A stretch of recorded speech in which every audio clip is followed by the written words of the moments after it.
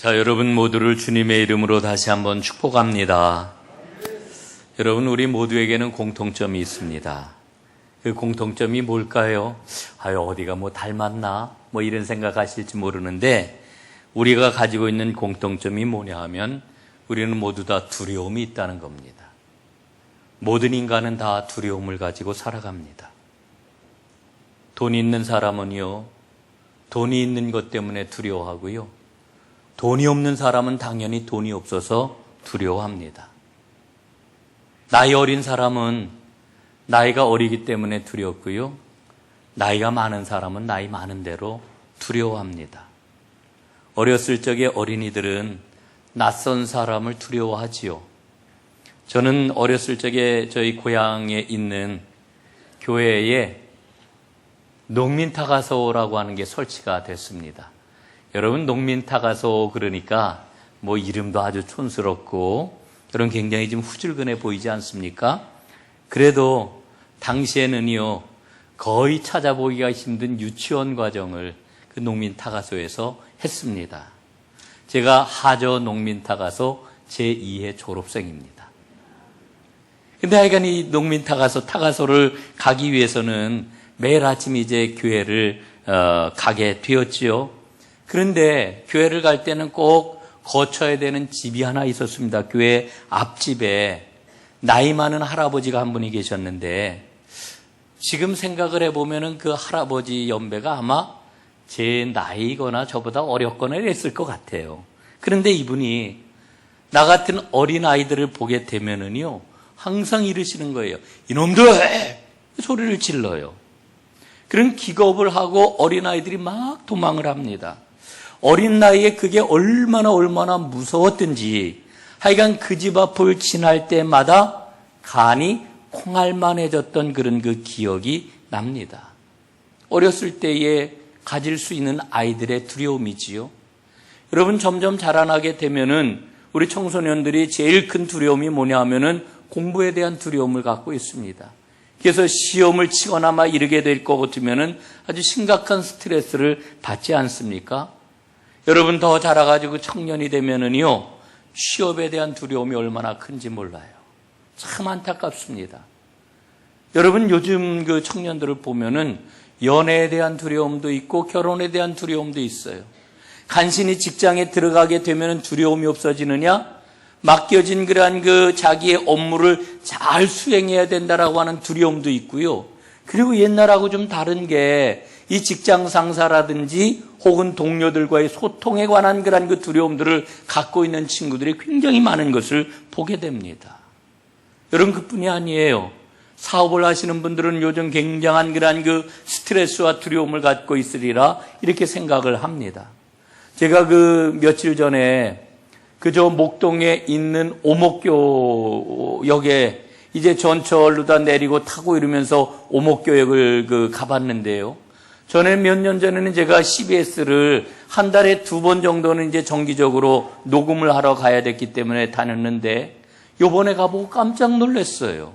왜냐하면은 오목교 예전에 제가 다닐 때 보면은 그 안에 핸드폰 매장도 있고 액세서리 매장도 있고 먹는 거 파는 매장도 있고 아주 그 역 안에 그 지하에 얼마나 많은 사람들이 바글바글 했는지 몰라요. 그런데 이번에 가보니까 그런 매장들이 다 없어진 거예요. 하나도 없더라고요. 너무 썰렁한 그런 그 모습을 보고 정말 우리 경기가 굉장히 좀 어렵구나라고 하는 그런 그 생각을 가졌습니다. 그러니 사업을 하시는 분들이 얼마나 많은 두려움 가운데 하루하루를 지내겠습니까? 여러분, 그런 두려움만 우리에게 있습니까? 건강에 대한 두려움. 어디가 조금 아프면은 어이쿠, 이거 내가 무슨 중한 그런 그 질병에 걸린 게 아닌가? 이런 그 두려움이 있고, 혹시라도 검사를 받자라고 하면은 그 검사 결과가 나올 때까지 얼마나 걱정하고 두려워하면서 그날을 기다립니까? 여러분, 나이를 먹고 나면은요, 노후에 대한 두려움이 또한 엄청납니다. 은퇴 후에 생활을 제대로 하려고 하면은 이 정도 돈은 필요하다고 그러는데, 그러면서 매일같이 걱정하고 두려워하는 그런 그 모습을 보게 됩니다. 여러분, 그런데 노만 빈센트 필 박사는 그런 이야기를 들려주어요. 사람들이 걱정하고 두려워하는 일들이 사실은 실제적인 두려움이 아니라 가정에 대한 두려움이라고 이렇게 이야기를 합니다. 이를테면 과거에 있었거나 혹은 아직 다가오지 않은 미래에 대한 두려움이 90% 이상이고 실제로 오늘 일어나고 있는 현재적인 두려움은 10%도 되지 않는다, 이런 이야기를 들려주고 있습니다. 여러분, 그럼에도 불구하고 우리가 두려움 가운데 살아가는 그 이유가 어디에 있을까요? 왜 우리는 두려움 속에 휩싸여서 살아가는 겁니까? 여러분, 가장 큰 이유는 하나님과 함께하지 못하기 때문에 그래요. 하나님과 함께 동행하는 삶을 살지 못하기 때문에 두려워하는 거예요.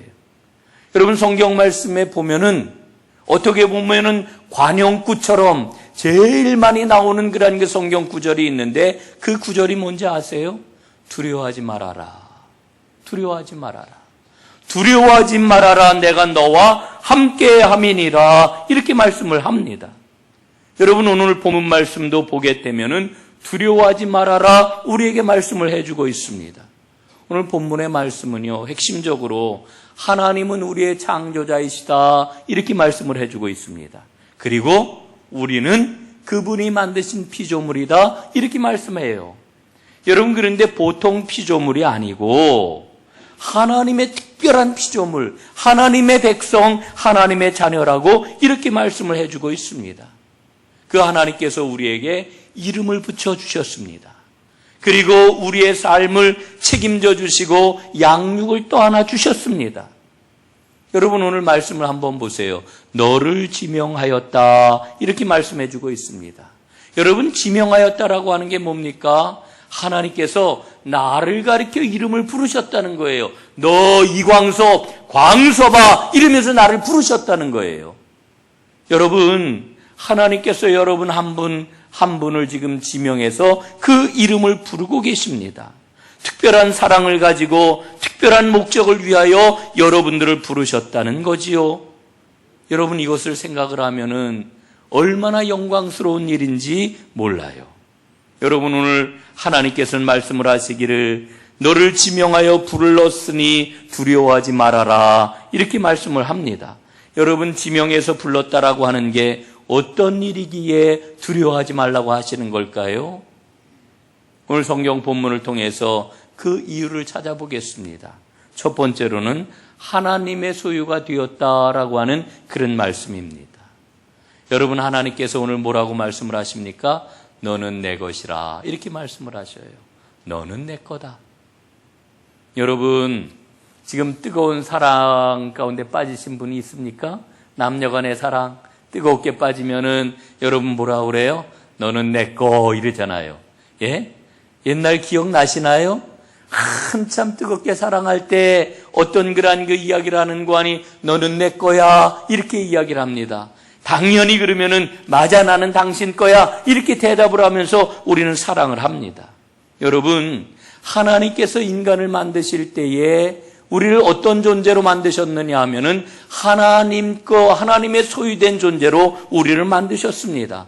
그런데 여러분, 인간이 하나님을 배반하고 하나님을 떠났습니다. 죄가 우리 가운데 들어왔습니다. 그래서 인간은 마귀의 소유가 되고 말았습니다. 하나님과 상관없는 존재가 되었다라고 하는 거지요. 그래서 어두움의 자식으로 죄의 지배, 죽음의 지배를 받을 수밖에 없었습니다. 그런데 십자가 구속의 은혜로 우리는 구원을 받았습니다. 여러분, 구원을 받았다라고 하는 말이 무슨 뜻입니까? 성경은 이 구원을 설명을 할 때에 속량이라고 하는 이와 같은 단어를 사용을 하지요.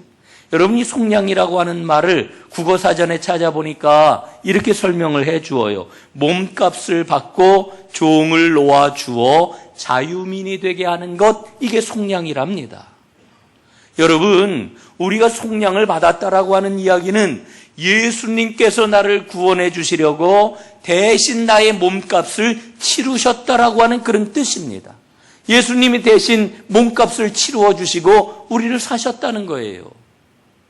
여러분, 제가 지난 10월 달에 영국을 한번 갔잖아요. 뭐 며칠 갔다 오지 않았습니다마는 영국에 가서 브리스톨이라고 하는 항구 도시를 들렸습니다. 예? 그랬더니 브리스톨에 옛날 그 노예 매매를 하던 아주 그 큰 흔적들이 아직도 남아 있는 것을 보았습니다.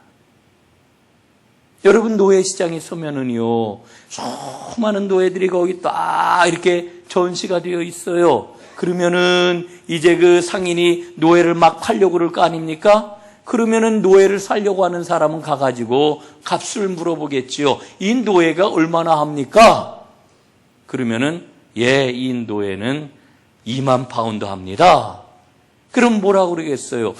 이거 너무 비싼데요. 15,000파운드만 합시다. 15,000파운드에는 미쳐서 못 팔아요. 그래서 흥정을 하다가 17,000파운드에 딱 서로 의견이 합치가 됐어요. 성사가 되면은 17,000파운드를 계산해서 지불을 하고 노예를 데리고 가는 거지요. 여러분, 그럼 노예가 누구 것이 됩니까? 돈을 지불한 사람의 것이 되는 거예요. 여러분, 하나님께서 우리를 속량해 주셨다라고 하는 이야기는 예수님께서 값을 치르고 우리를 사셨다라고 하는 이와 같은 말씀입니다. 여러분, 죄의 노예, 마귀의 소유였던 그런 그 우리를 우리 주님께서 그 값을 지불하시고 우리를 사심으로 우리는 죄 사함을 얻고 마침내 하나님의 것이 되었습니다. 이게 오늘 말씀의 의미예요. 너는 내 것이라 이렇게 말씀을 해주고 있습니다. 여러분, 베드로전서 2장 9절 말씀에 보니까 너희는 택하신 족속이요 왕 같은 제사장들이요 거룩한 나라요 그의 소유가 된 백성이니 이렇게 말씀을 합니다. 여러분, 여기서 그의 소유라고 하는 말이 뭐예요? 그가 누구입니까? 하나님의 소유가 된 백성이다. 이렇게 말씀을 해주고 있는 거지요. 여러분, 우리는 하나님의 소유가 되었습니다. 이걸 역사적으로 잘 보여주고 있는 것이 이스라엘의 역사 아닙니까? 여러분, 이스라엘은 애굽에서 노예로 지냈습니다. 이스라엘 백성들은 애굽에서 종살이를 하고 있었습니다. 그런데 하나님께서 이스라엘 백성들을 해방시켜 주셨지요. 이스라엘은 자유민이 되었습니다. 하나님께서는 이제 애굽 땅을 떠나온 이스라엘 백성들을 시내산으로 불러 모으셨습니다. 그리고는 그들에게 율법을 주시고 이 율법을 통해서 언약을 맺으심으로 이스라엘 백성들은 언약 백성이 되었습니다. 그런데 그때 시내산에서 하나님과 언약을 맺으실 때, 하나님께서 이스라엘과 언약을 맺으실 때에 이렇게 말씀을 하십니다. 출애굽기 19장 5절 6절에 보니까 이렇게 기록이 되어 있어요. 너희가 내 말을 잘 듣고 내 언약을 지키면 너희는 모든 민족 중에서 내 소유가 되겠고 너희가 내게 대하여 제사장 나라가 되며 거룩한 백성이 되리라. 자, 여러분, 하나님이 이스라엘을 향하여 뭐라고 말씀을 하셔요? 너희는 모든 민족 중에서 내 소유다 말씀을 하시는 거예요. 예? 노예였다가 해방이 된 이스라엘, 종이었다가 자유민이 된 이스라엘이 누구의 것이라고요? 하나님의 것이다 말씀하고 있는 거지요. 여러분, 우리가 구원을 받았다라고 하는 이 말의 정확한 뜻은 하나님의 것이 되었다라고 하는 것입니다. 여러분, 구원 받으셨습니까? 구원 정말 받으셨습니까? 구원의 확신이 없는 분들은 오늘 우리 주님의 은혜 가운데 구원의 확신을 얻는 큰 은총이 있기를 간절히 바랍니다. 여러분, 구원받았다라고 하는 말은 다른 말로 바꾸어서 이야기하면은 나는 하나님의 것이 되었다라고 하는 거예요. 하나님의 것. 여러분, 정말 구원받으셨습니까? 그럼 하나님의 것으로 살아가야 되는데 여전히 나는 내가 내 삶의 주인이라고 생각을 하지요. 여러분이 믿음이 바꾸어져서 나는 하나님의 것입니다. 이 큰 고백을 가지고 살아가는 하나님의 사람들 다 되시기를 간절히 바랍니다. 이게 우리의 신분이에요. 하나님의 것이 되었다. 하나님과의 연관성 속에서 우리는 우리 자신을 보아야 돼요. 이게 우리의 정체성이고 우리의 신분입니다. 그러니까 걱정하거나 두려워하지 말아라. 오늘 하나님께서 말씀하시는 거예요. 너는 내 것이니 내가 책임진다. 그러니 두려워하거나 걱정하지 말아라. 여러분, 이 믿음으로 승리하는 복된 아내가 되시기를 주님의 이름으로 축복합니다. 두 번째로 우리가 두려워하지 말아야 할 이유가 있습니다. 하나님의 강력한 보호를 받기 때문에 그렇습니다. 오늘 2절 말씀해 보니까 뭐라고 그래요? 내가 물 가운데로 지날 때에 내가 너와 함께 할 것이라. 물이 너를 침몰하지 못할 것이며 내가 불 가운데로 지날 때에 불꽃이 너를 사르지도 못하리라 말씀을 합니다. 여러분, 이 말씀은 제가 참 좋아하는 말씀이에요. 저는요, 이 말씀을 수술을 앞두고 있는 성도들에게 반드시 읽어드립니다. 그리고 이 말씀을 마음에 잘 새기도록 말씀을 드리고 함께 손을 붙잡고 간절히 하나님 앞에 기도를 합니다. 여러분, 이 말씀 한번 잘 생각해 보세요. 우리가 인생길을 걸어가다가 큰 풍랑을 만날 때가 있습니다. 우리가 인생길을 걸어가다가 걷잡을 수 없는 불길과 같은 위험에 처할 수가 있습니다. 그런데 하나님께서 어떻게 하신다고요? 물 가운데에 지날 때에 물이 침몰하지 못하도록, 불 가운데로 지날 때에 불꽃이 사르지 못하도록 강력하게 보호해 주시겠다 말씀을 하시는 거예요. 하나님의 자녀들이 어떠한 상황에 처해 있든지 간에 하나님이 안전하게 보호하시겠다고 말씀하는 거지요. 여러분, 시편 기자는요, 이렇게 노래를 해요. 46편에 보니까 하나님은 우리의 피난처시요 환난 중에 만날 큰 도움이시라. 그러므로 땅이 변하든지 산이 흔들려 바닷 가운데 빠지든지 바닷물이 솟아나고 뛰놀든지 그것이 넘침으로 산이 흔들릴지라도 우리는 두려워하지 아니하리로다. 여러분, 왜 그렇습니까? 하나님이 피난처가 되시고 하나님이 큰 도움이 되시기 때문에 그런 거지요. 사랑하는 여러분, 이 시편 노래가 여러분 인생의 노래가 될 수 있기를 주님의 이름으로 축복합니다.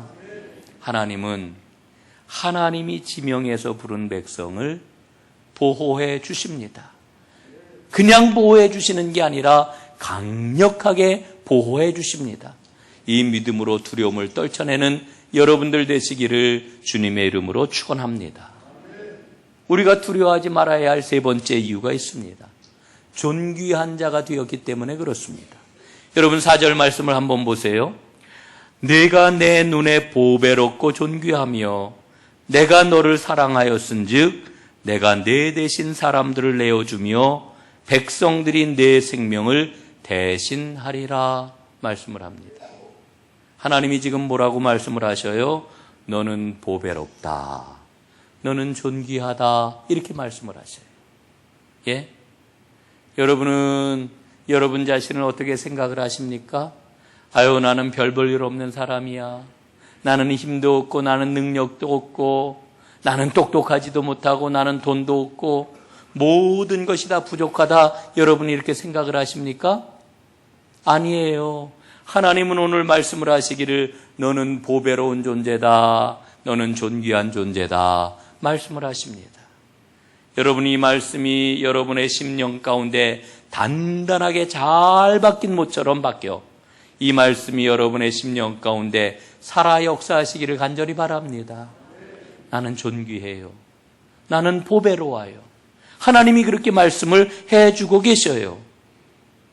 여러분, 이스라엘이 지금 얼마나 보잘것없고 형편없는 그런 그 처지에 몰려 있습니까?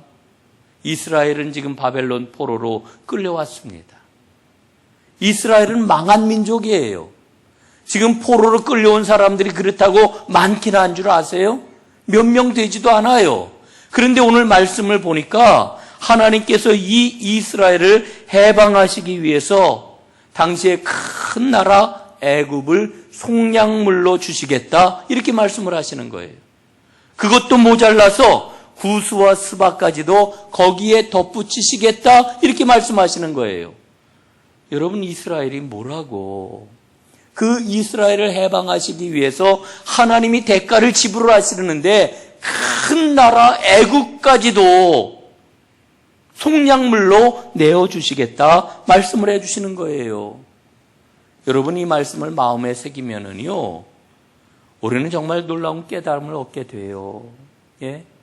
하나님은 하나님이 택하신 하나님의 백성을 위해서 그 어떤 것도 아끼지 아니하시겠다 이렇게 말씀하시는 거거든요. 여러분, 하나님은 나를 위해서, 우리를 위해서 아낌없이 우리를 보호하시고 우리를 책임져 주신다고 이렇게 말씀해 주시는 거지요. 여러분, 일본에 아주 오래전 이야기입니다.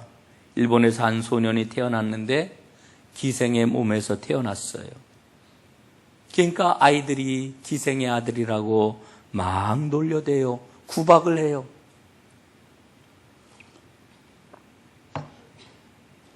이게 너무너무 주눅이 들어있고 삶에 기쁨이 없는 거예요. 그런데 이 소년이 12살 되었을 때에 그만 폐결핵에 걸리고 말았어요.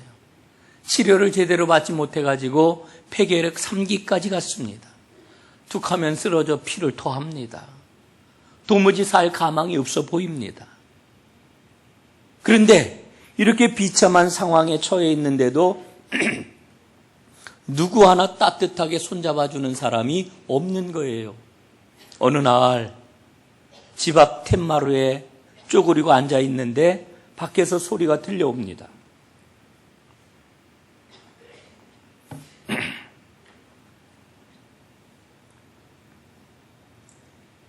예수 믿으세요? 예수 믿으면 하나님의 자녀가 될 수 있어요. 여러분, 이 소년이요, 하나님의 자녀가 될 수 있다라고 하는 말에 귀가 번쩍 뜨였습니다. 하나님의 자녀? 그게 도대체 뭘까? 그 소리를 따라서 소년이 밖으로 나갔습니다. 저 멀리 구세군 전도대가 북을 치면서 전도하며 지나가고 있는 걸 보았어요. 따라갑니다. 따라가는데 전도대원의 목소리가 아주 또렷하게 들리는 거예요. 누구든지 예수를 믿으면 하나님의 자녀가 될 수 있습니다. 소년이 용기를 내어 물어보지요. 나 같은 기생의 아들도 하나님의 자녀가 될 수 있습니까? 그랬더니 대답을 해요. 그러며 누구든지 예수를 믿으면 하나님의 자녀가 될 수가 있지요. 이 소년은 그 자리에서 예수를 믿기로 결심을 해요. 예수님을 영접을 해요. 그리고 신앙생활을 시작을 해요. 여러분, 이 사람이 누구냐? 가가와 도요이코라고 하는 일본의 성자로 불리우는 그 가가와 도요이코 목사님입니다. 기생의 아들이라고 하는 소름에 살아갈 의욕마저 잃어버리고 깊은 절망 가운데 살아가던 이 소년 가가와 도요이코는 예수님을 믿고 그가 얼마나 소중한 존재인지를 깨닫게 돼요. 열심히 공부를 하고 미국으로 가서 신학 공부를 마치고 돌아왔는데요, 자기가 받은 은혜가 너무나 커가지고 이 가가와 도요이코는 빈민촌으로 들어가요. 빈민들을 평생 돌보아요. 유명한 일화가 있습니다.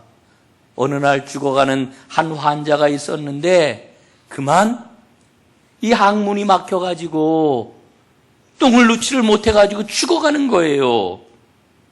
이걸 어떻게 치료할 방법이 없어가지고 이 가가와 도요이코는 항문에다가 자기의 입을 대고서는 자기의 침으로 그 돌처럼 굳어있는 이 딱딱한 그런 그 똥을 녹여내가지고 사람을 살려내요. 이 일본 모든 사람들이 가가와 도요이코가 우리 시대의 성자다 이렇게 이야기하면서 예수님의 그러한 그 놀라운 복음을 발견했다고 그러지요. 여러분, 하나님은 오늘 우리에게 말씀을 하십니다. 너는 내 눈에 보배롭고 존귀한 존재다.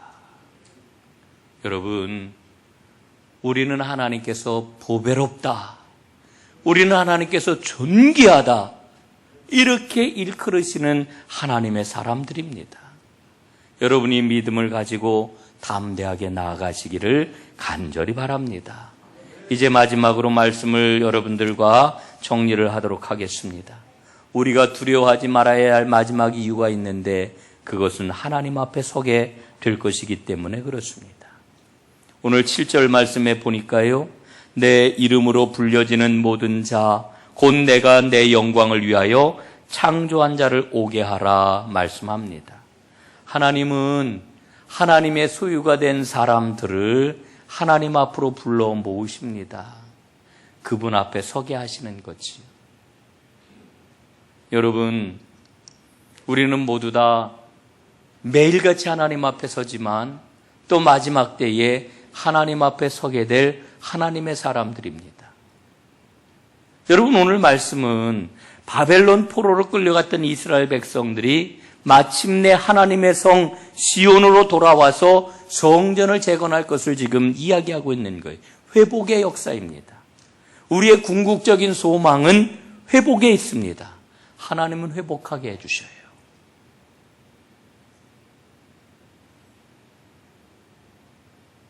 제 신학교 동기 친구 목사가 있어요.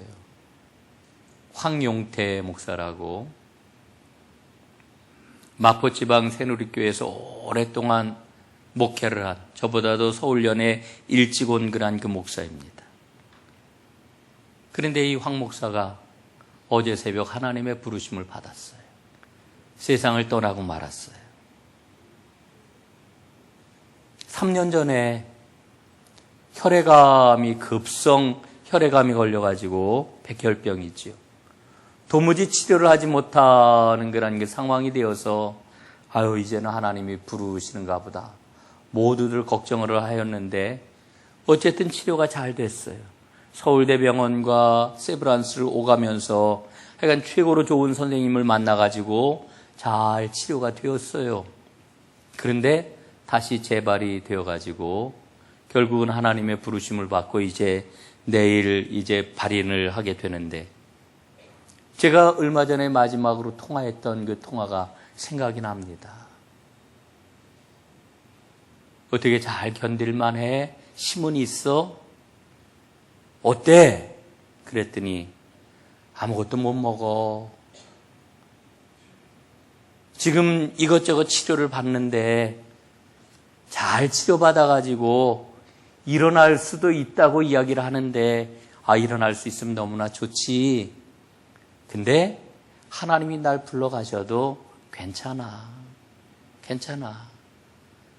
하나님이 나에게 베푸신 사랑이 얼마나 큰데, 또 너를 만나 얼마나 좋았는데, 우리 친구들이 얼마나 나를 위해서 기도 많이 하고 염려해 주었는데, 그런 거 다 생각을 하면은 나 하나님 앞에서도 괜찮아. 그러니까 염려하지 마. 나 괜찮아. 그래서 제가 그래 알았어. 용태야 힘내라. 기도할게. 이러고서 이제 전화를 끊었어요. 그리고 나서 얼마 안 있어 하나님의 부르심을 받았습니다. 여러분, 우리는 모두 다 하나님 앞에 서게 될 겁니다. 하나님 앞에 서게 될 존재라고 하는 이 믿음의 확신이 있으면은요, 여러분 두려움을 이겨낼 수 있어요. 두려움이 우리를 누르지를 못해요. 두려움이 우리를 정복하지 못해요. 두려움을 뛰어넘는 믿음이, 두려움을 뛰어넘는 하나님 앞에 설 것이라고 하는 이 믿음이 있을 때 우리는 승리할 수 있는 거지요. 여러분, 우리는 하나님께서 지명하여 부르신 존재입니다. 그래서 우리는 두려워하지 않아요. 이제 2019년도 하나님께서 고이 싸셔가지고 선물로 우리에게 2019년도 새해를 주셨습니다. 그런데 이 새해이지만 우리가 하루하루 살아가다 보면은 우리는 어려움을 만나게 될지도 몰라요. 우리를 두렵게 만드는 상황, 우리가 직면하게 될지도 몰라요. 여러분, 그때마다 꼭 기억하시기를 바랍니다. 나는 하나님의 소유가 되었다. 나는 하나님의 강력한 보호를 받는다. 나는 하나님의 존귀한 자다. 그리고 나는 마침내 하나님 앞에 서게 될 것이다. 여러분, 이 믿음을 꽉 붙잡으시기를 바랍니다. 이 믿음 가지고 나아갈 때에 하나님께서는 매일매일을 순간순간을 하나님의 풍성한 역사로 인도해 주실 것입니다. 이 은혜와 복으로 하나님께 영광을 돌리는 빛나는 새해가 되기를 주님의 이름으로 축원합니다. 기도하겠습니다.